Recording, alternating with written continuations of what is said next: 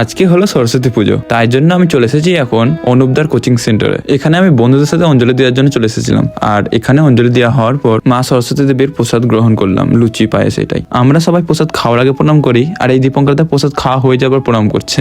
আর এখন চলে এসেছি নিরামিষ পুরীর দোকানে, কারণ সকাল থেকেই না খেয়ে আছি, তাই চলে এলাম নিরামিষ পুরি খেতে। আর এখানে অভি, আমি আর সোমনাথ আছি। আর পুরি খাওয়া হয়ে যাওয়ার পর এখন চলে এলাম আমরা বয়দের হাই স্কুলে, মানে আমরা ছোট থেকে যে স্কুলে পড়েছি সেই স্কুলে। তো এখানে এসে আমি দেখলাম অনেকেই ভিড় হয়েছে, কারণ সবাই আসছে মাকে দেখার জন্য। আর স্কুলে হঠাৎই দেবায়ন ভাইয়ের সাথে দেখা হয়ে গেল। ও বললো আমার ব্লগগুলো দেখে, ওর ভালো লাগে। দিয়ে তারপরে এখন বেরিয়েই পড়েছে স্কুল থেকে। আর স্কুল থেকে যাচ্ছে হলো সদরঘাটের দিকে, চারধারে একটু ঘুরবো, সরস্বতী পুজো বলে কথা, একটু এদিক ওদিক ঘুরে বেড়াচ্ছিলাম। আর হঠাৎই দেখতে দেখতেই মানে একটা পিছন থেকে ভাই রাখলো, হয়তো আমার ব্লগ দেখে ও হাই করছিল, দেখতে পাবো তোমরা। আর এখন চলে এসেছি সদরঘাটে, আই লাভ রঘুনাথগঞ্জ যেখানে লেখা আছে সেখানটাতেই। তো এখানে এসে কিছু ছবি তুলছিলাম ভালো ভালো।